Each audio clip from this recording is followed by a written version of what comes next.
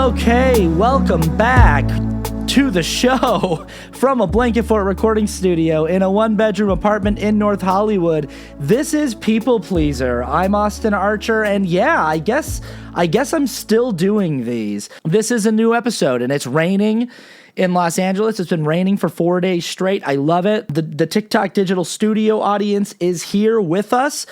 We got 85 people here, which is nice. Who knows how long TikTok will let me talk tonight before they ban my live access again. They pretty much ban me every single time I've tried to do this this year. Since they're probably gonna ban me at some point, I might as well get out of the way at the top of the show. Patreon.com/Austin Archer. It's $1 a month. I changed that price a couple months ago just to make it really, really accessible. It's like $10 for the entire year. You know, like the cost of a cup of coffee for an entire year. You get all the content over on the Patreon. All of my content goes there first, often with bonus content that gets edited out of the public versions. And I make a lot of exclusive content over there, content that only goes to Patreon. So shout out to the Patreon community. What's up? You guys are the best. Patreon.com/Austin Archer, linked in all of my bios, or you can just type it into a browser, old-fashioned style if you want. But that's just a little bit of information for the TikTok Digital Studio audience, a little bit of information for all of you over on YouTube or Spotify or Apple Podcasts or wherever you happen to be getting this show right now. This is People Pleaser. We're back. We're back doing it. And today I am talking about the weird paradoxical phenomenon of how you can be kind of wrong even when you're definitely right. I don't know if anybody's been watching Pluribus. I'm not going to spoil the show. I really like it so far. There's been a lot of online discussion about the main character and how unlikable she is. There's a lot of people that are like, I don't know if I can get into the show. The main character is a downer. She's a drag. And I mean, the log line of the show is the most miserable person on earth has to save humanity from happiness. So, I mean, you know, like, I think it's kind of silly to be upset that the show is about the most miserable person on earth, and you're like, I don't really like the character that they came up with for the most miserable person on earth. I wish she would tell more jokes. You know, it's fine that people have opinions. Everybody's allowed to have an opinion, but sometimes I feel like people's opinions on the internet are just like, I wish this show was about something other than what it's about. It's like turning on It's Always Sunny in Philadelphia and being like, does every episode have to be in Philadelphia? Would it kill him to go to Boston once in a while? Turning on Curb Your Enthusiasm and being like, this guy didn't have a lot of enthusiasm. Okay? Like, I feel like I need a main character who's a little more enthusiastic if I'm going to get into this show.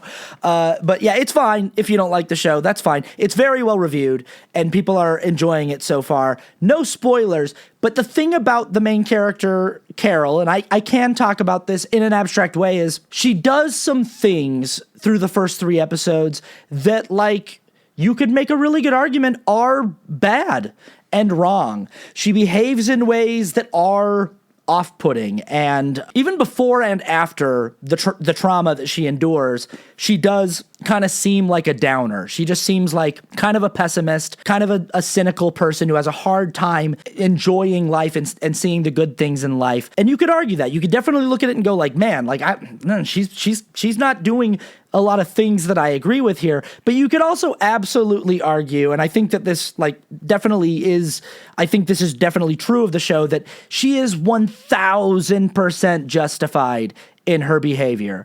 Her response to what is happening to her makes perfect sense. Like, it's a very justifiable anger that she has, and depression that she has, and grief that she has. It really makes sense why she feels the way that she feels and why she's behaving the way that she's behaving. So she's not wrong about the circumstances that she finds herself in.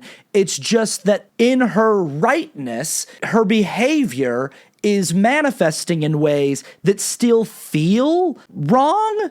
And that's what I mean when I say this is, it's like this weird confounding paradox where sometimes you're just like, I'm right. I'm right about this. I'm definitely right about this, but the behavior is still not cool. It's still not chill. To everyone else around you, it's like, yeah, you might be right, but you're still an asshole. I really struggle with that. Part of the reason why there haven't been a lot of episodes of People Pleaser is because 2025, I don't know about everybody out there, but 2025 has just really broken me more than any other year in the Trump era of American politics has. And maybe it's just because we were so damn close to being done with it. You could taste it. Even during the whole 4 years of the Biden administration, you knew that he was coming back. You knew that like he was mounting his comeback, and we got to watch, kind of with this like anticipatory terror as Project 2025 got rolled out and they started talking about things like Schedule F. And then Joe Biden steps down, Kamala Harris steps in, and at least from my vantage point, I had not seen a swell of enthusiasm from the voting bloc on the left like the one that I saw for Kamala Harris, at least since Barack Obama. But the only thing that maybe rivals it is the way that Bernie enthusiasts canvassed and got out and mobilized for Bernie during his initial presidential run. But even that, it's like, I've never bought political merch in my life. I've never bought like a bumper sticker or a hat or a t-shirt. And I had a Kamala Brat shirt that I was wearing. Like I was drinking the Kamala Kool-Aid because I just liked the idea of people being energized and mobilized by something. Now, don't get me wrong, I'm not delusional to the point where I think that Kamala Harris was going to be the savior of the country, the savior of democracy. I definitely don't think Kamala Harris was going to usher in a new utopic era of leftist values that were, and policies that were going to kind of reshape American economic policy and reshape our society into something that was finally more equitable, and we were going to finally have a reckoning of like racial justice and racial inequality and just sort of justice for all marginalized communities. I definitely wasn't under any delusional spell thinking that was where we were headed, but it was just the idea of having at least a candidate that like people could go, okay, we can work with that. We can work with that. Offering people $25,000 credits for first-time home buyers, like, yeah, okay, yeah, that's something.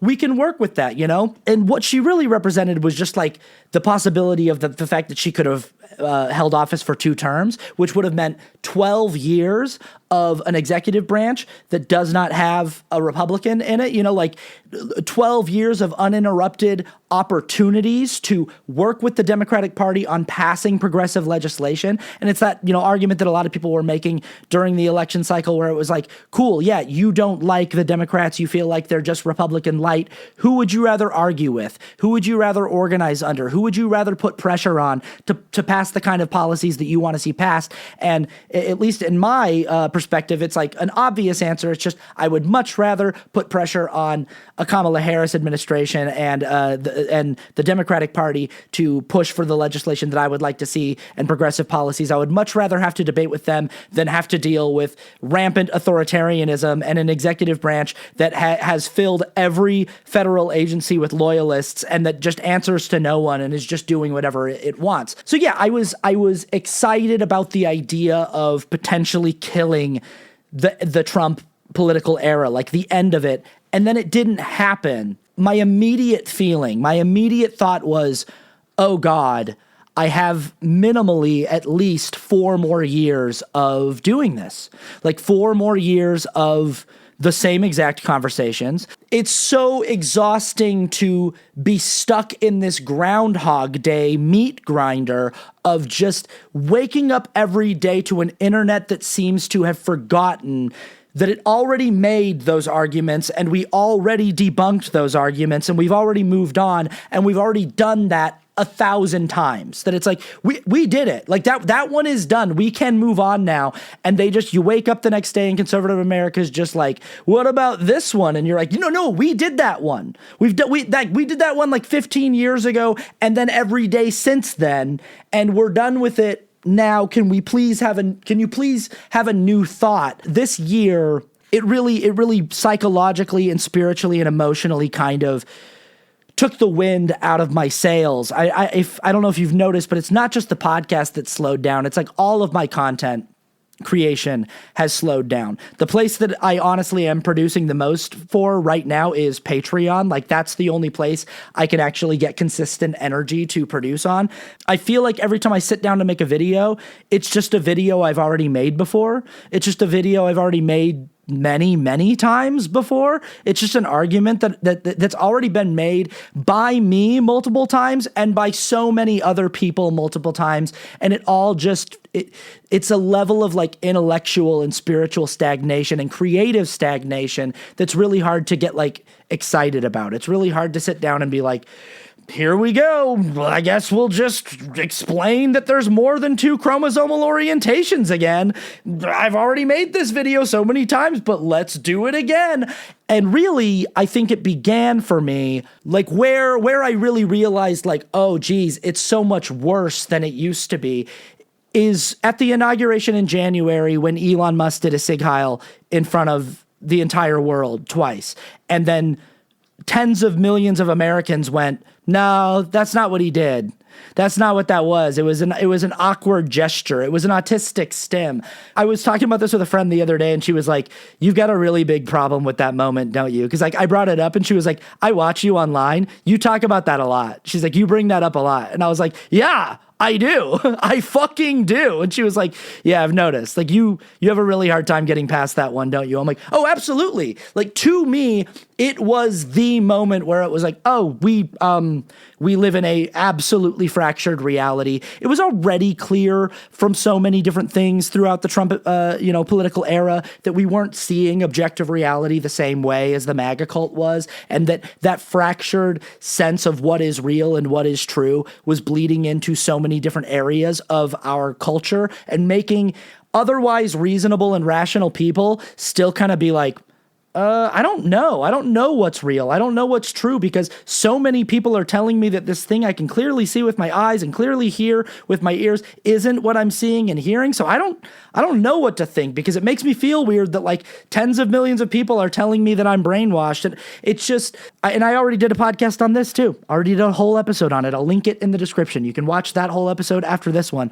But throughout the first, 9 years or so of the Trump political era, it was always like different levels of dog whistles and foghorns of, kind of coded speech that was alluding to their Nazi beliefs and Nazi tendencies, but they would never just come out and say it. Nobody would just come out and be like, you know what, guys, we all really like Hitler. Like we're Nazis. Like I don't like what else do you want me to say? Like what they would do is just sort of like a speechwriter for the president would just like write a big paragraph into one of his speeches that's almost word for word an excerpt from Mein Kampf, but change just enough words that people could pedantically be like, it's not an exact quote, and then you'd be like, okay, I guess, yeah, it's not an exact quote. Or the president would say something like, immigrants are vermin that are poisoning the blood of the country. And you'd be like, that's a Hitler thing. That's a Nazi thing to say. And people would be like, oh, he didn't mean it like that. And there's always like this weird veneer of plausible deniability. But the Elon salute, the Sig Heil that happened at the inauguration was like, this is not coded language. This is not a dog whistle. This is not a if you know, you know. This isn't 1488 wink, wink, wink. This is just, hey, everybody, that's right. We are who you think we are. We are Nazis, and we won. Nana, nana, boo-boo. Stick your head in doo-doo. That moment really broke my brain, and it started off the year, and then everything after that just kind of kept affirming that it was just like, oh, nothing means anything anymore.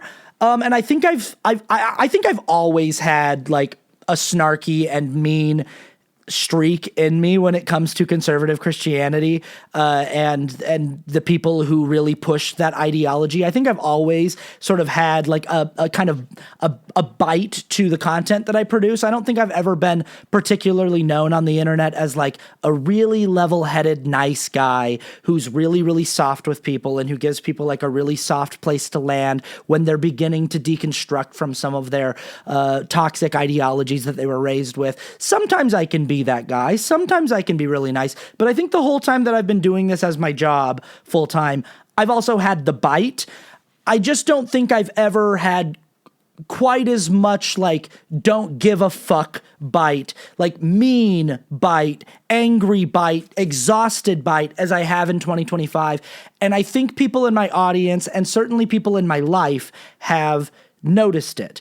They've begun to notice and comment regularly on the fact that I seem angrier than usual. I seem, more upset and more kind of emotionally exhausted.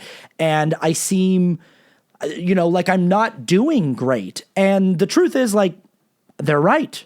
I am angrier. I am more upset. I am sadder.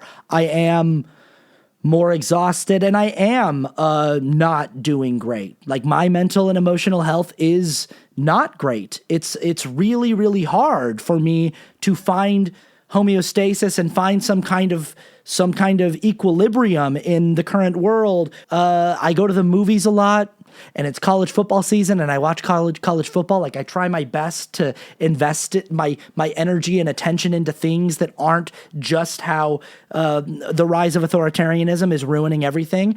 But it's hard. It's really hard to kind of be aware of what's going on in the world, to be woke, and to not be upset by it. So all that being said, it's like, I'm Carol from Pluribus a little bit this year, right? Like, I've kind of been an asshole this year. I give fewer fucks. You might even say I'm out of the fucks I used to have to give, and I might be a little like the edge might be a little sharper this year than it used to be. And the people who are close to me, like the people in my family who want, I know that it comes from a good place of like, they're just like, we just want you to be happy. I think that it's alarming, and sometimes there are people who are in my life who I know are conservative who have been the target of my ire and my anger, where I've just been like, you know what? I used to give you a pass, and now I can't give you the pass. Now I've got to yell at you. Like, I used to just try to go, hey, let's agree to disagree and we'll just not talk about this. But now, like, if you can't give me an honest adult conversation about it, I might have to just yell at you and be mean to you. And I've done that, and it doesn't feel great when I do it. Like, immediately after I do it, I just feel like, oh, that kind of sucked. Like, that hurt to do. Like, that made me feel bad about me. It didn't make me feel any better about the state of the world. It just made me feel like a shitty person. And that comes back to the title of the show, is like how even when you're right, you can be kind of wrong sometimes, There's this concept in 12-step work. I think it's no secret to a lot of people who have been following my work for a long time that I'm in AA. I do 12-step work. And there's this concept of justified resentments, and how justified resentments are some of the most dangerous kinds of resentments. It's one of the most dangerous things to the long-term spiritual and emotional sobriety and health of an addict. And I've even done an episode on this before. I've done an episode of this podcast on justified resentments and the long-term problematic effects of justified resentments. I feel like every resentment that I have this year in 2025 is 100% justified. Like, I don't think I'm wrong to be upset about the things that I'm upset about. That being said, does it justify my behavior? And also, is my behavior helpful? Is it useful? Is it helping the cause? And sometimes I would say, yeah. Sometimes I would say, people need to know that they're not alone in their anger, that they're not alone in their frustration. Sometimes it's cathartic, and sometimes catharsis can act as a release for people who do feel like they're alone, who do feel isolated in their anger. But yeah, it's like, I've even had all kinds of physical health problems. I've got all kinds of problems in my gut, and things that are like ulcers and things getting inflamed and having surgeries and things getting taken out.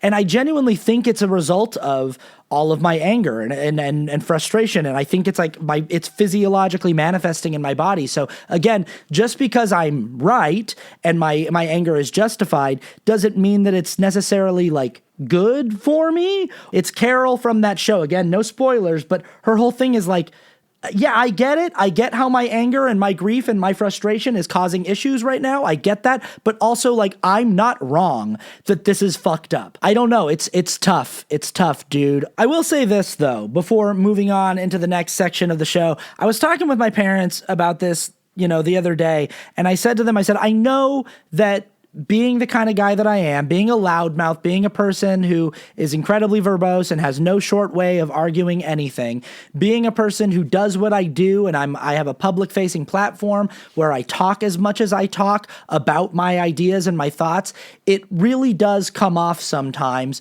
like I think I'm right about everything. And as I said that, my mom was like, "You think?" She kind of said sarcastically, like confirming the fact that people in my family and people in my life sometimes do get that vibe. And maybe people in my audience get that vibe sometimes, that it's like, I like Austin, but also it is a little annoying that he does seem to think he's right about everything. He doesn't really seem to have the self-awareness to know that there are some topics that he might just have the wrong take on. And so I first just want to say I'm aware of that. I'm aware of the optics of it and how it can look. And I'm aware, of like how off-putting that can be to be dealing with someone who seems to think they're right about everything all the time. And also, I want to say it's just categorically untrue. Like, I am self-aware enough to know that that's how I come off. And I also know that that's not true. I do not believe that I'm right about everything all the time. Not even close. I am wrong about stuff literally every single day of my life. There are so many things that I don't know. And there are so many things that I am well aware I don't know. There are so many people who I interact with on a day-to-day basis who are smarter than me and who know more things than me.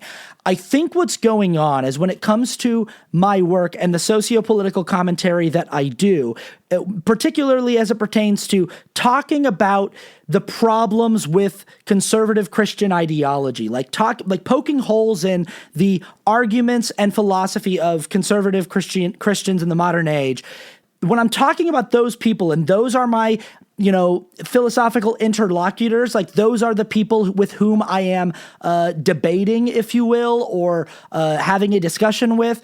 It's not that I believe I am right about everything. It's that I believe those people are wrong about almost everything. And that is an important distinction. It's not that I'm right about everything. There's plenty that I'm not right about, or just plenty that I am undereducated or underinformed about. It's just that when it comes to this thing, when it comes to like the American political spectrum, conservative Christians they don't have any of it correct at all. So I guess this is the part of the show where I just say, I started off the show acknowledging you can be kind of wrong even when you're right, and justified resentment can be a kind of poison that eats you from the inside out. It's literally eating me from the inside out right now. I've been in the doctor's office and in the hospital several times over the last 4 months. So I wanted to start off the show with like acknowledging that I know that this isn't necessarily working for me.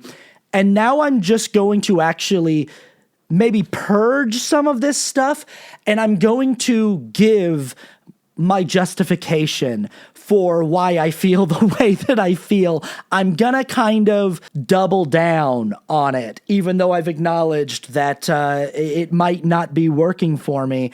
I guess what I want to do here is just explain why I have such a hard time respecting the fundamental position of people on the right, of conservative Christianity. And that kind of brings us into this next section of the video, because I want to be able to speak to people as human beings and kind of go like, hey, I want to respect where you're coming from, the foundation of where you're coming from, and be able to have a respectful back and forth, knowing that we're just two people who are trying our best to make sense of a confusing world and everything. But it's just, in so many ways, conservative Christianity fails at the most basic, simple tests of logic and reasonability and rationality.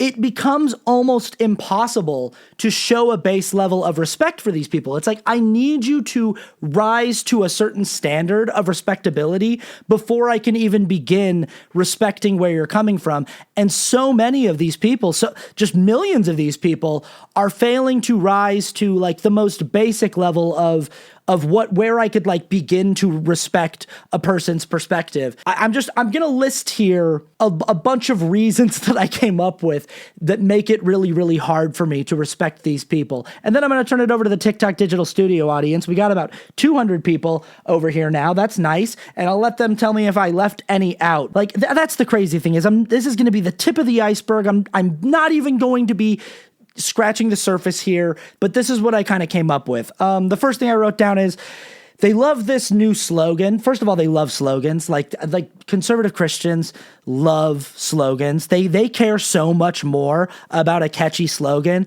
than they do about data or about just things that are true. And again, this is such a hard thing for me to intellectually respect. It's so hard to respect someone's position when it's just like, you just kind of like the way that sounds, don't you? Like you like the way that rolls off your, like that's a sentence that's easy for you to say. And that's why you like that. And you know, the first one that came to my mind is Democrats don't understand that we live in a constitutional republic, not a democracy. Every single time a conservative Christian says that, they think they are eating. They think they are absolutely dropping this like crazy truth bomb. And it's so infuriatingly stupid because for anyone with even the most basic literacy, political literacy, you understand that a constitutional republic is just a form of democracy. And so it just sends you like spiraling down this thought spiral of like, wait, what are you talking about? And why is this a slogan that you guys care about? First of all, I swear to God, when I was growing up, Republicans weren't trying to push against the idea that America is a democracy. I swear to God, when I was growing up, Republicans and conservatives were trying to like wage war in the Middle East so that we could bring the gift of democracy to these people who were, oppressed by Sharia law and by a theocratic, authoritarian government. I swear to God, that's how I remember it. And now that we are in the era of outright, unashamed fascism, Republicans and conservatives go on the internet every single day and go, we don't actually live in a democracy. It's not actually a democracy. It's just the same fucking thing. It's just the same thing, and they don't understand what the words mean. But the dumber reason for this, like I really think this is true, and I've never actually seen any one of them admit this, but I think this is true. I think the reason why they like to say this slogan is because constitutional republic has the word republic in it, and republic sounds like Republican, and democracy has the word democrat in it, which sounds like Democrat. And it's that stupid. It's just people who are like, the one sounds like my thing and the other one sounds like the other thing. And I like the one that sounds like my thing more. How am I supposed to respect that? How am I supposed to be like, I see where you're coming from? Like, respect. I can respect your position there. Obviously, you don't know that a constitutional republic is the same thing as a democracy. You clearly don't know what either one of those words mean. But I respect the fact that you like the way one sounds more like the political party that you vote for, and the other one sounds more like the political party that you don't like. I respect the way that your brain recognizes those patterns in the words. That's respectable. It's like trying to have like a respectful conversation with a toddler. Oh God. Yeah, and let's move on. Speaking of not understanding what words mean or what forms of government are, just not understanding what socialism or Marxism or communism is. And it's fine that you don't know, but when you pretend to know, when you constantly get on the internet and go like, this is what socialism does, and you're posting photos that are literally just the result of capitalism, like people getting on the internet and being like, if you in a socialist government, if you let the government control food and subsidize food, the government can starve you. And saying that at a time that your capitalist, oligarchic, billionaire class government was literally starving people during this government shutdown. I mean, now it's the government's going to reopen, but they were planning on taking away people's SNAP benefits and not letting people have food for Thanksgiving because the Democrats wouldn't let them hike everybody's healthcare premiums up. It's really hard to respect that. It's really hard to respect that a person has misgivings about communism or misgivings about Marxism or misgivings about democratic socialism without actually knowing what those things are. It's just a fundamental ignorance that they have on the topic, and that makes it really hard to respect. Like, again, it's okay not to know something. The problem is that you aren't capable of acknowledging that you don't know something. It's okay if I'm fundamentally ignorant on how an mRNA vaccine actually is made and works. Like, that's okay. But if I go around and pretend like I do know how it's made and that I do know that it is definitely causing autism, that's a problem. Like, there's nothing wrong with not knowing something. There's nothing wrong with just having a gap in your knowledge on something and being like, I actually haven't studied that thoroughly to be able to say I actually know how that works. That's totally fine. That's human. That's relatable. That's respectable. What's not relatable, what's almost impossible to respect, is watching people over and over and over again pretend they know about things that they clearly don't know the first fucking thing about. Speaking of not knowing the first fucking thing about anything, this other slogan that Republicans love, that Democrats founded the KKK. Did you know that Republicans freed the slaves and Democrats founded the KKK? Better think about that before you vote next time. Better think about that. Better learn your history, that it was actually the Republican Party that freed the slaves, and it was the Democrat Party that actually founded the KKK, so you better learn about that. They fucking love this one. They love this one, and this is one of those things that I was talking about at the beginning of the show, where it's like, we just can't stop doing the same arguments over and over and over and over again. Every time I see this one on the internet in 2025, I'm just like, no way. There's no way. There's no way this has never been explained to you. I just don't believe it. And this is where we start to get into the territory of like, I'm not going to respect liars. Like, I'm not going to respect people who know they're lying and are lying anyway. I have a really hard time believing it, A, because every time I see someone post this, their comments are full of like at least 1,000 people going, okay, so explain to us who the KKK supports and votes for now in the year 2025, in the 2024 election. Who did the KKK endorse and vote for? Who do white supremacists vote for in the modern era? Like, I know that you've heard that rejoinder before. I know that you've heard the rejoinder before of, okay, the Republican Party, when Abraham Lincoln was president, freed the slaves. Why then does the Republican Party of today get so mad every time we talk about taking down statues of slaveholders? I know you've heard this argument before.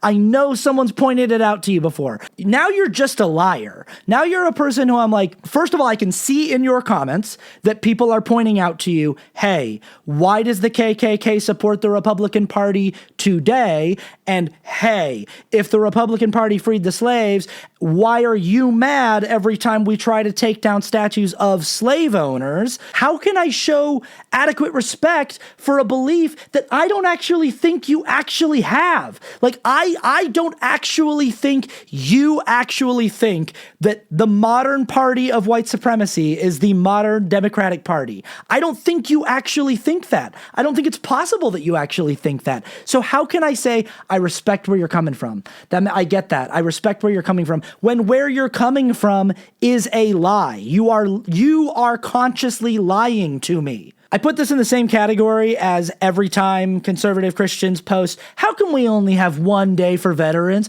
but a whole month for gay people? Whole month for gay pride? How did we let this happen? How did we let this happen? Our veterans. It used to be that this only happened every June, but now it's just like every day I see this. Every single day I see someone saying this, and I'm like, okay, so this is just an everyday thing right now. It's November right now. November is one of the many months that we have to celebrate veterans. We are currently in the middle of one, but like people will post this in May. They'll literally like in the month of May be like, we should have a military appreciation month instead of a Gay Pride Month, and May is Military Appreciation Month. And again, you could say, maybe they just don't know. Maybe they're just ignorant, Austin. Have some grace. Respect the fact that not everybody knows all the things that you know, except the fact that in their comments, everyone is going, May is Military Appreciation Month. We are currently in Military Appreciation Month. If you want to celebrate veterans, do it right now. Throw a fucking parade, throw a party, invite all the veterans you know, throw a barbecue, do something about it. You can celebrate them any fucking time you want, and you know this. They know, and they're pretending not to know. How am I supposed to be respectful about a position that I know you don't actually believe? I know you know that position is wrong. I know you know you're lying. Your entire worldview, like your entire ideology, is just stuff that you're pretending to think is true, even though you know it's not. That means that, like, nothing about your identity is anything that I can take seriously. That means that, like, your entire worldview is nothing. There's nothing there. There's no substance to it. There's no foundation to be able to look at and go, I get that. I get that. I can respect that. Let's move on. Taxing billionaires won't work. Conservatives are obsessed with this one. Like, this is one where it's just sort of like you are failing at basic math so terribly. I don't know how to just be like, hey, I get it. Economics are complex. Again, this is not Austin is right about everything. Austin's the smartest person in the world. I don't know everything about economic philosophy, what would actually make the best economic system for the world, but I can do just basic arithmetic. Johnny is worth $100,000. He's out to dinner with Megan, Nathan, and Stan. Megan, Nathan, and Stan are collectively worth about 10 cents. The bill for dinner is $200. Who should pay for dinner? It's not a trick question. It's not something that you have to be like, what answer are they wanting me to? It's Johnny. Johnny should pay for dinner because $200 for dinner it's not going to make a dent in Johnny's total $100,000, right? And also Megan, Stan, and whatever the person else's name I said, I can't remember what the third name I said was, they couldn't do it if they wanted to. That's the other thing, is like, they're literally incapable of doing it. And when we say some people can't afford groceries, even people with jobs, and the government's like, we can subsidize that, but it's hard to find the money for that. And then we're like, some kids are going to school without lunches. Could we maybe subsidize their lunches? So kids at public schools, not only is their schooling paid for, a public school with our taxes, could their lunches be paid for as well? And the government's just like, I don't know where we're going to come up with all the money for this, guys. I don't know. I mean, I guess we're just going to have to tax you guys more in the working class. And conservatives are like, yeah, that makes sense. I don't want something for nothing. We just got to work harder. And people who want a handout, they just got to work harder. And they don't give a fuck that there are like a few hundred people in the country who could pay for all of that shit, who we could tax them at 90% for the rest of their lives, and we could take 90% of their yearly income every year for the rest of their lives and easily pay for all of that shit. Universal healthcare for everybody, universal education for everybody. Everybody gets a fucking house, free lunches while you're in school for everybody. We could pay for all of that shit, fix all of the infrastructure, just make sure, just take care of everybody. And those people, those few hundred people, would still be the wealthiest people alive. And conservatives are like, what needs to happen in this thought problem is Megan and Stu and the other person, they just need, if they can't afford dinner, they need to work until they can. They need to go back and they need to wash dishes so they can pay off the $200 tab. Or Johnny can just pay it and Johnny will be fine. He'll be totally fine. It won't make a dent. And it's like you're failing at such a like basic arithmetic problem. It's just sort of like, Oh, there's just a small handful of people who have so much more wealth and so many more resources than the collective total of the rest of mankind, and those people should just be chipping in more. That's it. That's it. By the way, conservatives have no problem getting a handout because conservatives are statistically the most likely to be, on SNAP benefits or using subsidized healthcare. They also love it anytime Donald Trump says he's going to send them a stimulus check. He's going to send them a $5,000 Doge check. He's going to send them a $2,000 tariff check. And it doesn't matter that he's not actually going to do those things, but they're like, please give me the money. They love that shit. If Donald Trump says, hey, how about a handout? Well, yeah, please. I remember when Harris was running for president, and she was talking about capital gains taxes for people who are worth over $100 million. The amount of conservatives that I talked to who were like, it's an insane idea. Capital gains tax? That's crazy. She's going to come for money that's hypothetical that I have in the stock market that I haven't even cashed out yet. And the amount of people that I had to explain, like, she's talking about a policy that is going to affect people who are worth at least $100 million.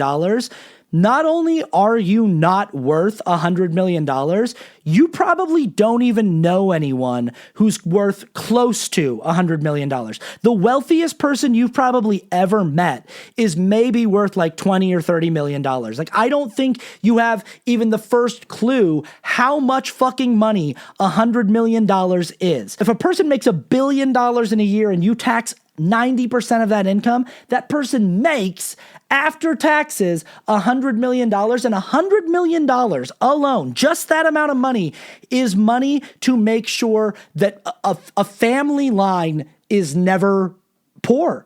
Like, you can hypothetically never run out of money if you continue to just invest that money correctly and just get, and just let that money grow through generations. Just $100 million. And we got people out here talking about being fucking trillionaires, dude. And conservatives are just like, I think they should. I think some people should be a trillionaire. And I think I should still just live just above the income where I have to be on government subsidized food assistance. And as long as I'm just above it, I definitely think that we go ahead and raise my taxes as much as you want. Raise them until I am no longer above the line for requiring government subsidized food assistance. Trans people don't actually exist. This is another one down the list. It's just a mass delusion. It's mental illness. At least with like gay people, conservative Christians have a very, very flimsy foothold in that their magic book seems to reference something about, a man lying with another man is an abomination in the book of Leviticus. And, there's discussion that can be had about whether or not that's an accurate interpretation of what the original text of that book actually said, because the book has been rewritten and rewritten and rewritten and retranslated so many times. It's a game of telephone that no one can actually tell what the original text said. And also, the book didn't even say the word homosexual until the 1940s. It's that recent of an edition where they actually added that word. But their book doesn't say anything at all about being transgender. And usually what Christians say is they're like, the fact that it's not mentioned is all you need to know. And it's just this thing of like, since it's not in the book, that means I get to make up what God's opinion on these people is. That's not how anything works. That's stupid. But also, I don't think that your magic book is real. So who cares what the fuck your magic book says anyway? Even if your magic book said 100 times that being trans is bad and it makes God really mad, I still wouldn't care. I wouldn't care that your magic book says that, even though your magic book doesn't say that. You can't just say a group of people don't exist when I know them, dude. Like, I'm sorry, I'm friends with them. This isn't just like I don't just believe in it because I have faith in it. It's not just like, I went to church one day and I sang a song and it made me feel good in here, and now I think the Bible's real, and I think that creationism is real, and I think that the world and the universe was made by a magic guy who lives in space and watches people jerk off. Like, that's not why I believe trans people are real. I believe trans people are real because I know them, because I'm friends with them. Because I go get coffee with them and I talk to them and I like they're right there. I can see them. When conservatives go like, it's just science. Science just says there's two genders. It's just one of two. First of all, there's just nothing in the realm of science that supports a binary. Nothing. There's absolutely nothing that you can point to that supports a binary in sex or gender. Sex and gender are two different things. That's the first failing that most conservatives make when it comes to their understanding of biological reality and biological science, is that sex and gender are two different things. Sex characteristics pertain to the physiological characteristics of a person, and whether or not that person has more physiological characteristics that are usually in line with being identified male at birth, or more physiological characteristics that are typically aligned with being identified female at birth. That has nothing to do with gender, which gender is this socially constructed performance of identity that and the expectations of like what a boy or a girl or a woman or a man should be, or a non-binary person. And it's this whole different concept. And the basic, like, all you need to understand, if you don't want to go do the academic work to read all of the books and understand the actual realities of human biology, all you really need to break it down to is like what your experience with people. When you're out talking to human beings, does it seem to you like there are just two kinds of people? Like there's just like you're either this or that. You're either a 1 or a 2. You're either an A or a B. Does that honestly seem to be your experience? And if you say it is, I'm gonna have a hard time respecting you. Even if you're from a small conservative town where most people, where it's just like 99% of the men in this town are the same guy, and 99% of the women in this town are the same girl, like same woman.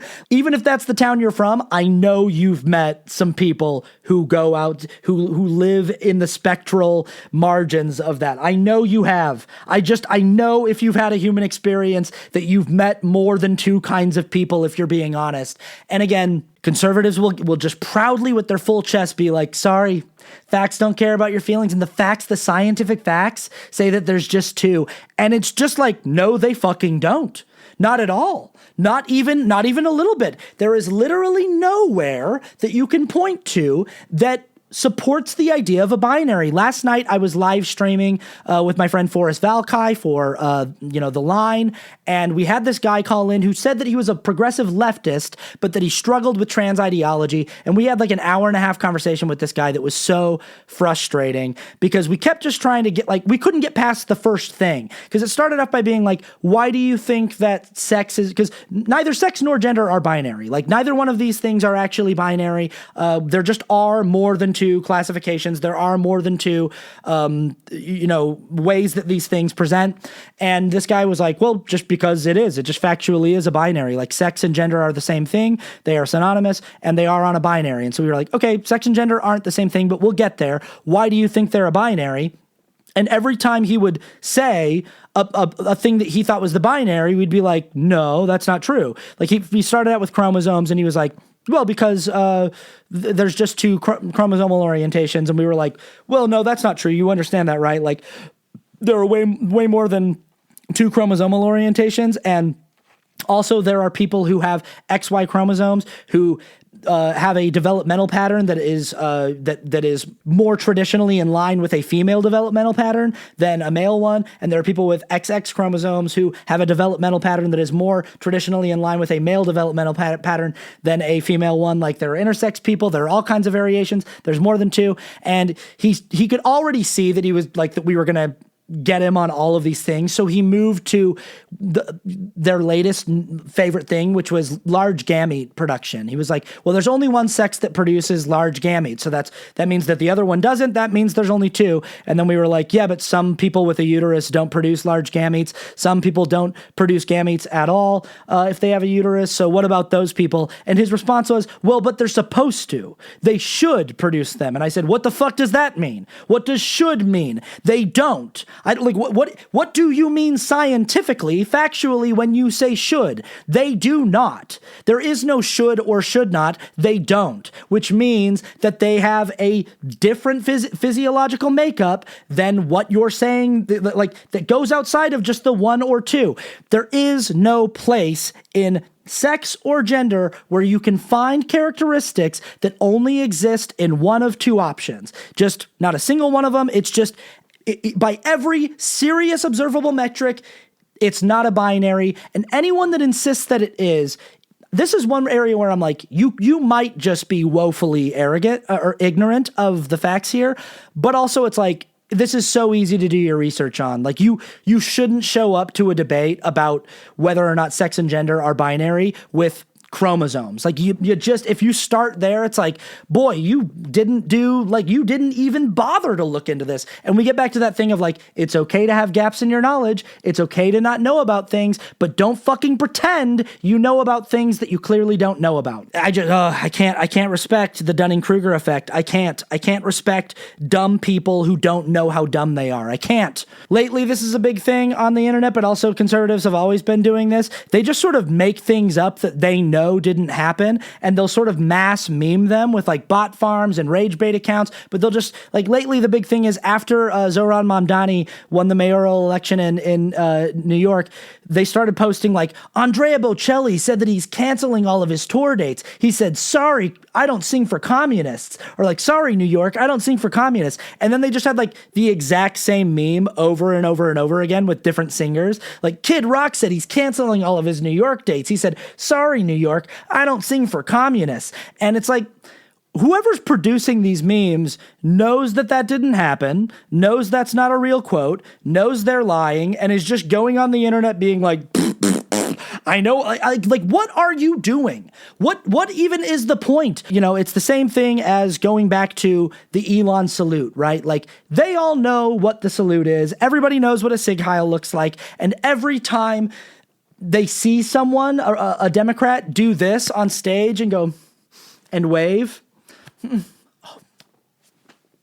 they clip it and they put it next to Elon and they go, oh guys, is it a Nazi? And it's like, not only are you making it even more clear what a normal gesture looks like what throwing your heart out to the crowd actually looks like, you know, like open fingers, bent arm, palm open, fingers spread wide, waving, smiling, a wave. I'm doing it. Like, I have no problem. I'll do it over and over again. I'm doing it. Like, there's nothing offensive about it. Hello, TikTok Digital Studio audience. Thanks for being here, you guys. Oh, hi. But I won't do the other one, and neither will they. And it's like this weird thing where it's like, so we all understand what this means, right? Like, I said in a video the other day that it's like if you posted a video of someone fully smacking another person, Will Smith at the Oscars style, just a full wind up and just like a full open hand smack. And then you posted another video of someone like gently touching someone on the cheek. And you were just like, well, guys, okay. So when Elon Musk smacks someone in the face, you guys all freak out. But when Zohran Mamdani puts his hand on someone's cheek, that's fine. And it's like, yes. What the fuck are we even talking about? And often with these clips, they'll even go as far as to edit the clips. Like with Cory Booker and with Zohran Mamdani. With Zohran, they sped up the clip. And with Cory, they went in and they sped up the clip and they also took out the wave. So like in the real clip, Cory, he taps his chest like this. He goes, oh, and then he waves his hand. And in the doctored clip, they take out the tap. They like make it so that his hand doesn't tap. And then they take out the wave. And it's like, so while you're doing that, like while you're in your editing software, editing this clip to look more like Elon Musk's, that just means you know what you're doing. Like, you know Elon Musk did a Sig Heil, and you need to edit Cory Booker's thing to make it look more like a Sig Heil, which means you know you support Nazis, which means, again, getting down, like what the fuck are we even talking about here? How are people asking me to be more polite and respectful to people who know they're Nazis and just pretend that that's not the case? Just fucking gaslighting. Like, moving down the list. Okay, there's more things on the list, you guys. Being racist, being Islamophobic, being misogynistic, all of the fucking just overt bigotries. And then the playing dumb when it's like, oh, you just call everyone you don't like racist. Oh, everyone that disagrees with me is racist. And then just any opportunity to be racist, like the most mundane opportunities will present themselves to be racist. And these people cannot stop themselves. They just can't help themselves. How do I take people seriously who swear we're not racist, and you guys are being unreasonable by calling us racist every time you disagree with us, and then every single time there's an opportunity to prove to me that you're not racist, to prove to me that you're capable of behaving like normal human beings, to just prove that like you aren't such a little freak all the fucking time. They just can't fucking help themselves. They're just like tripping over themselves to get to the comments and just say the most heinously racist shit imaginable for no reason. And it's like, guys, knock it off. The whole Zoran campaign, that whole thing where it was just like overt, shameless Islamophobia for just months and months and months. The only argument anyone had against him was like 9/11, 9/11. You guys, all of the Islamic people in the world did 9/11, and he's one of them. Which means he did it too. It was all of them. Okay, there's a few things about ICE that are really hard to respect. First of all, like there's the whole just Nazis of it all, right? Like everything that's happened this year, just with them being increasingly more and more like Nazis. And, you know, first of all, like denying that the salute happened at the inauguration, denying all of the dog whistles that have happened over the years. But then how can you watch footage of masked militant people with machine guns getting out of unmarked cars and like yanking people out of their cars and choke slamming them to the asphalt and just arresting them with no explanation and just go, yeah, that's normal. And like they deserved it. And I've never, again, if I were to be able to be respectful about this position, if I were able to, like, in order for me to be able to go, I can respect where you're coming from with immigration, I would need you to be able to articulate what you think the problem is in a way that makes sense to me, because every single time a conservative tries to explain what the issue with immigration is, it's just like completely factual bullshit that they heard the president say, that they're just like, well, it's criminals. It's criminals. And it's like, okay, the statistical data disagrees with you. It shows that the overwhelming majority of people who have been detained by ICE have no criminal record, have not committed any violent crimes, have been living here for a very long time, have laid down roots here. They pay taxes here. They're not even necessarily beneficiaries of the taxes that they pay, but they pay taxes anyway. Like we get billions of dollars in tax revenue every year from these people. They're contributing to services that you use and you benefit from, and they haven't committed any crimes. And your best defense is just like, they're criminals. Does the punishment fit the crime? Because you guys seem totally fine with everything from just blowing up boats off the coast of Venezuela to throwing people in concentration camps, again, to like masked men getting out of unmarked cars, holding machine guns, throwing people to the asphalt, descending out of Black Hawk helicopters, going into the bedrooms of children in the middle of the night, pulling these children out of their beds, zip tying them, kidnapping them from their families because you're like, they didn't have the right paperwork. It's a stance that is so hard to not see as overtly racist and also just incredibly stupid, just incredibly inhumane and disgusting, to be honest. Like I don't know how to talk to these people in a way where it seems like I respect them. The only way I could do it is if I were to lie, if I were to just pretend to respect where they're coming from. And that's also a really hard thing for me to do because I don't want to be dishonest. I don't want to emotionally manipulate them into listening to me by lying to them and pretending that they're not awful. Like I feel like I have to be honest about how terrible it is because it is that bad. It's not just like it's not just like someone who's behaving kind of bad at a restaurant that you're at where you're like, oh, our friend was sort of being a little rude to the waitress, but that might be up for debate. Like afterward in the car, some people might be like, I don't think he was being that rude, and there might be, you know, it's something where it's like maybe there can be a conversation that can be had. This is something where it's just like, I don't think that there's a good faith debate that could be had over whether or not these people are behaving conscionably. They're just simply not. Whether or not they're behaving respectfully, whether or not their positions are respectable, they simply fundamentally are not. Think about the entire saga that we've been on with the Epstein story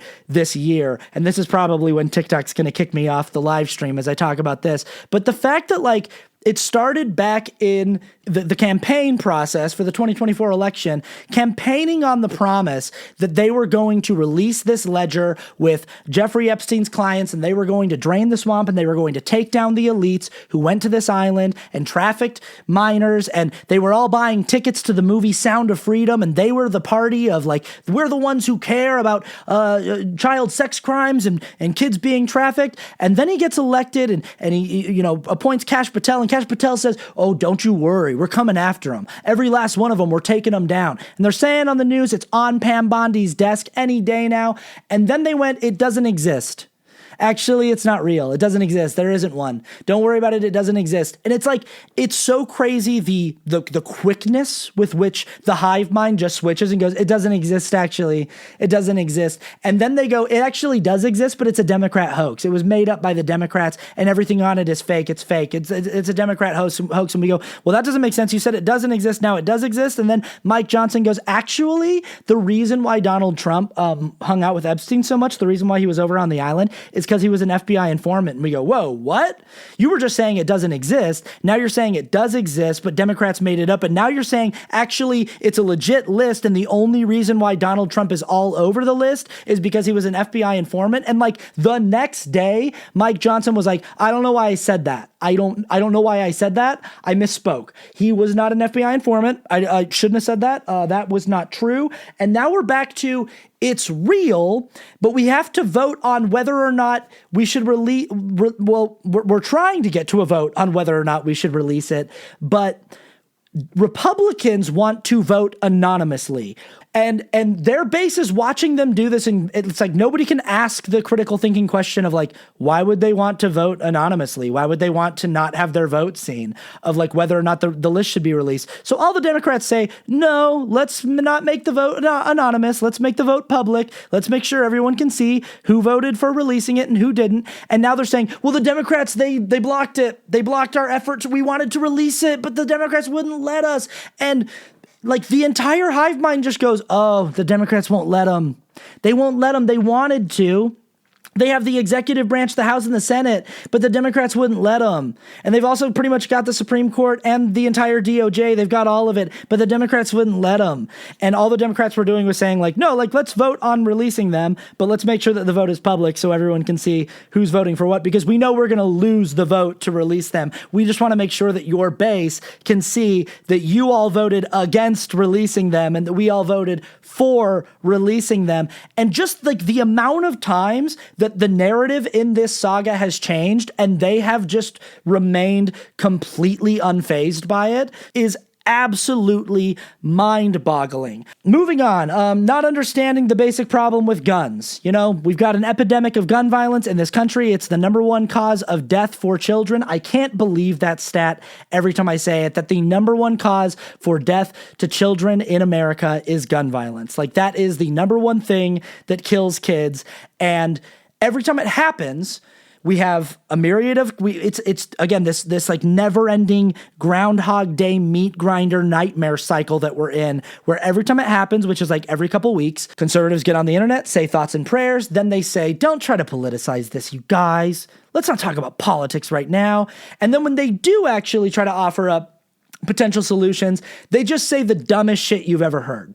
What if we had doors on the school that only locked one way so that when it was shown that an intruder gets in, the intruder gets locked in until the police can get there? And it's like, what you're saying is lock all the kids in the school with the gunmen and lock the gunmen in there too and just don't let anybody out until the police get there?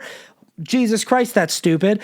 And then they'll say things like, well, what if all the teachers had guns? Yeah, that's good. What if all the kids knew that all of their teachers kept a gun in their desk so that if there was any depressed kid that was having a bad day and wanted to check out early or wanted to take some of his classmates with him, he knows where to look because teachers got a gun in the desk. That sure makes sense. Then they'll say things like, we just need to have more of a police presence at all of these schools, as if we didn't go through the Uvalde situation where the entire police force of like the Tri-County area were all there and they just sat around for hours listening to kids being slaughtered.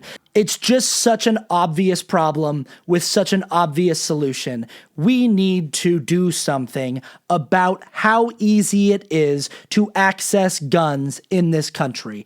That's it. I didn't even say get rid of all the guns. I just said let's do something about how easy it is to access guns in this country. Why is that so fucking difficult? It's not.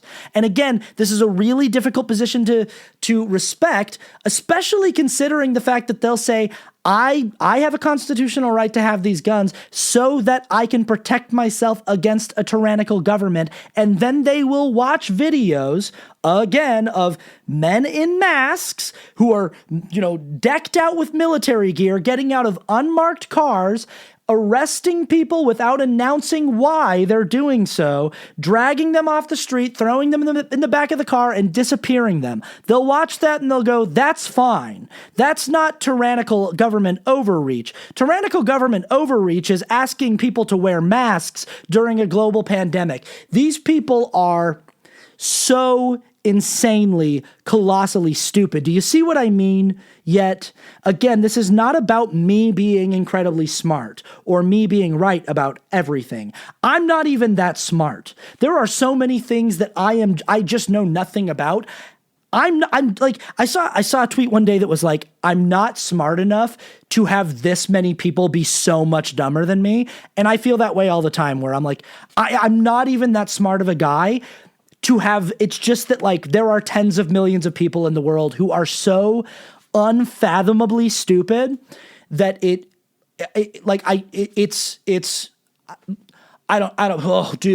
dude, moving down the list and speaking of unfathomably stupid, the struggle with pronouns. Listen, it would be one thing if conservatives simply did not want to respect the linguistic innovation of neopronouns. Like neopronouns are a relatively kind of new thing in the zeitgeist, or at least newly popularized thing. The idea of having more than just two options for gendered pronouns is, kind of a newer idea that has a newer popularity. And I mean newer in the sense of 10, 15 years, in order to acknowledge the lived experience of gender diversity and gender diverse people. It would be one thing if I could actually maybe have a conversation that where we could start off on a respectable footing if it was just people going I don't want to respect this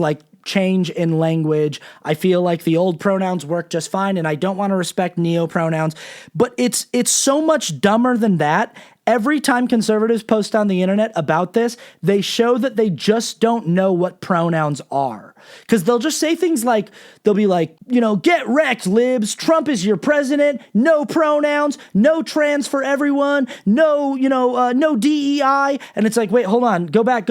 You said no pronouns? What the fuck does that mean? No pronouns? What do you mean no pronouns? Or if you ask a conservative, what are your preferred pronouns? They'll be I don't have pronouns. Donald Trump literally said that. He literally said that. He was I don't have pronouns. I don't want pronouns. I don't want them. And it's you're saying I don't want them. I don't want them. I is a fucking pronoun. And again, it's been years of this. The congratulations song that I went viral for came out 5 years ago. And it was an old talking point at that point, but it's so old now that people, and it still happens. Every time a conservative wants to talk about neopronouns and their rejection of the idea of neopronouns, they show that before we can even get to the conversation on why neopronouns really aren't that big of a deal and why it's actually easier to adopt than you think it is, and why referring to a singular person as they is actually not as weird as you think it is. Before we can even get into that, we have to be dude, why do you guys not know what pronouns are? Why do you not know what pronouns are? And I'm sorry, if we're going to talk about the fact that they don't know what pronouns are, we also have to just go into the fact of the general illiteracy of these people. It is just a basic fact that conservative people, by and large, can't spell words or write competently. There are entire accounts that are devoted to just reading conservative comments because it's so reliable that they will be written like someone who failed fifth grade English, like someone who just never really developed the ability to write competently, to they don't have any grasp on really basic grammar or spelling. They can never spell your correctly or any version of there. It's completely out of their grasp. Two as well, like they don't really know when there should be two O's and when there should be one O ever. And those are like the ones that you'll see all the time, but it gets so much worse than that. Like the amount of times I'll see a conservative posting something on the internet that has like so many baffling typos that I'm just like, did you proofread this and just go like good enough? And it makes sense, like, because again, it's not that they disagree with neopronouns, it's that they don't know what pronouns are. They don't know how to spell words. They don't know what basic punctuation and grammar is. And this should not come as a surprise to anyone because by and large, another huge belief and position of conservative Christians is that the education system is woke and that education is bad. They have like a firmly anti-intellectual, anti-academic, anti-educational bias where they genuinely believe that like being well educated is a path to sin and is going to lead you off the good path. It's something that they are actually proud of. So when I say these people are colossally, historically, unfathomably stupid, I mean, like, they wear that as a badge of pride. They literally know that Donald Trump said, "I love the poorly educated," and they were like, he's talking about me, and I'm proud of that. And again, just such a hard position to be respectful of, right?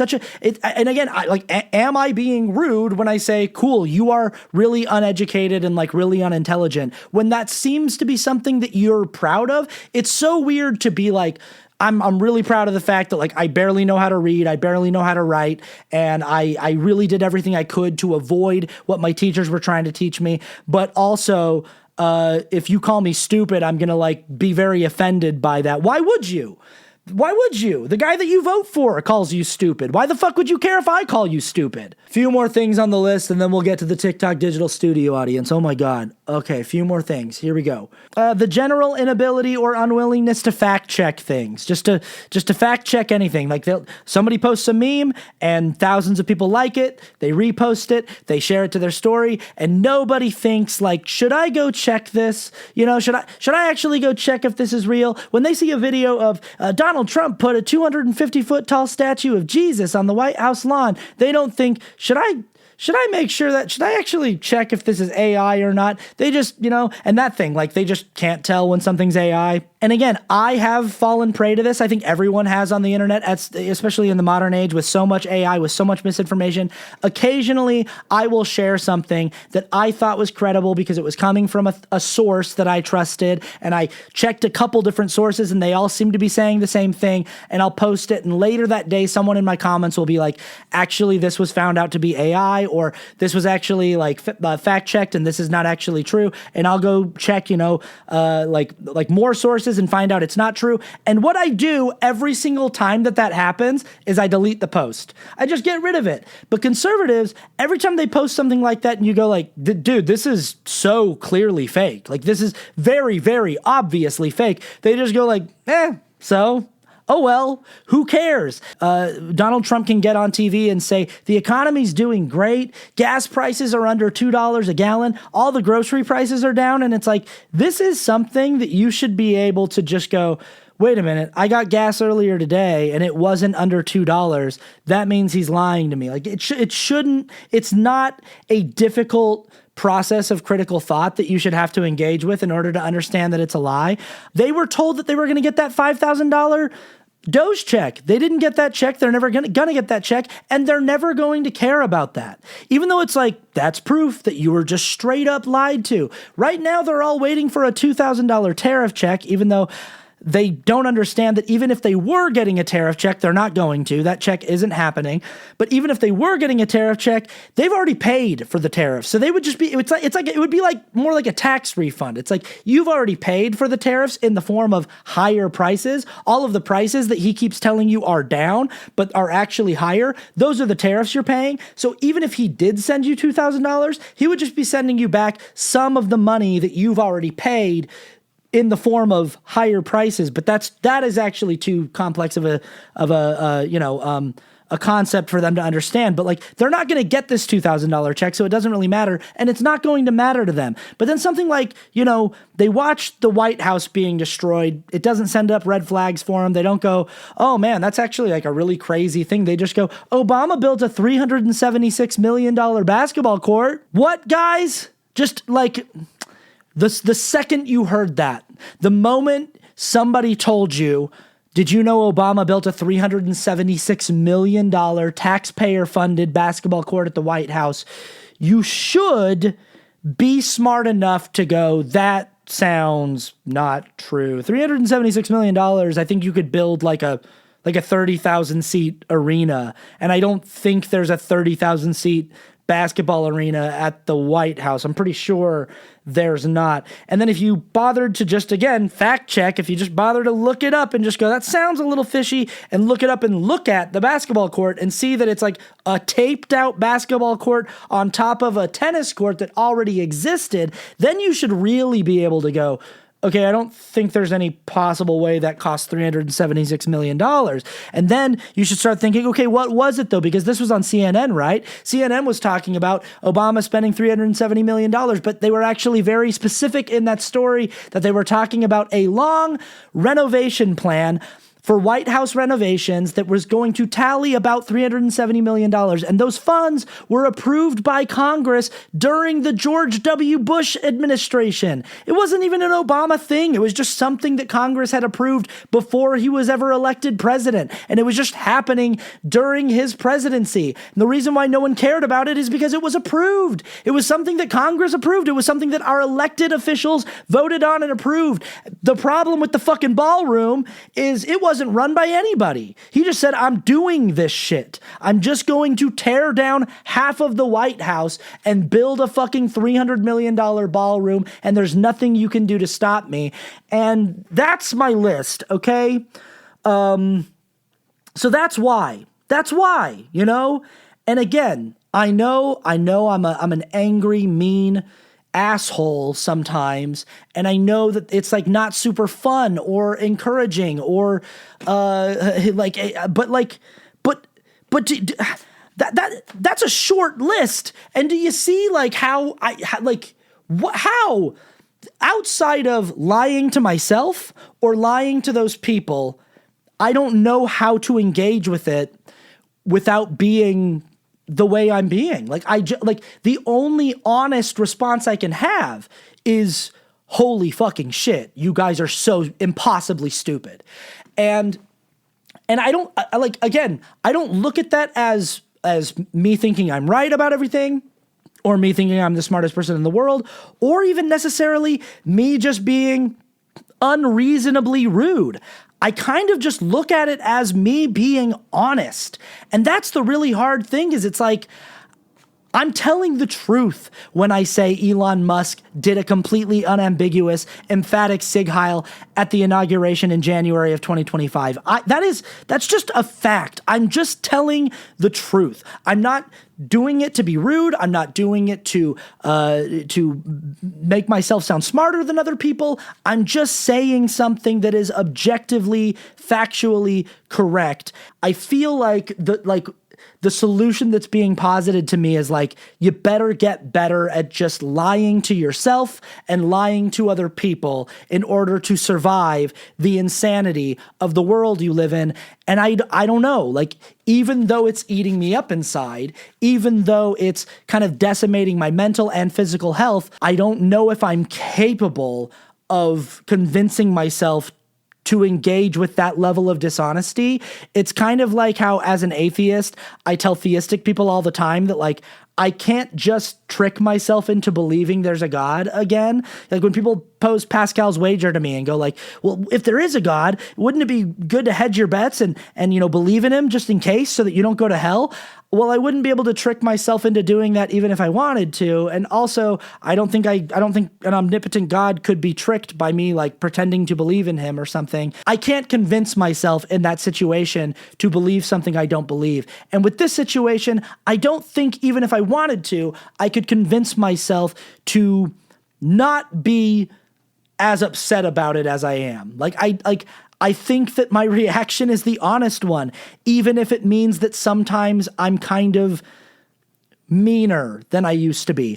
I saw somebody post on the internet the other day, sometimes the healed version of you is meaner. And I don't know. I don't know if this is me healing or if this is me more healed than I used to be, but it is honest. And at least I can stick to that. So that's my piece for this episode. What's up, TikTok Digital Studio audience? We got like 230 people here. Thoughts, questions, things that you would like to add to the list that make you feel insane. By the way, if you're out there watching on YouTube, this portion of the show that I do with the TikTok Digital Studio audience, a big chunk of this gets edited out and it only goes to Patreon. So if you want to watch the full length of the show, go to patreon.com/AustinArcher and it will have the full unedited version of the show with all of this. I'm even going to edit out a lot of the first half too. So it's going to be a pretty significantly condensed down version. If you would like more of this episode, the fullness of this episode for $1 a month at patreon.com/AustinArcher, you can go check that out. Okay. Christina Nomadak asks, are there any Democrats in power that you like? Yeah, absolutely. In fact, this gives me an opportunity to talk about the whole, like, the Democrats folded and why did they fold when they had leverage during the shutdown? Why would they do that if they were just going to fold? First of all, they were always going to fold.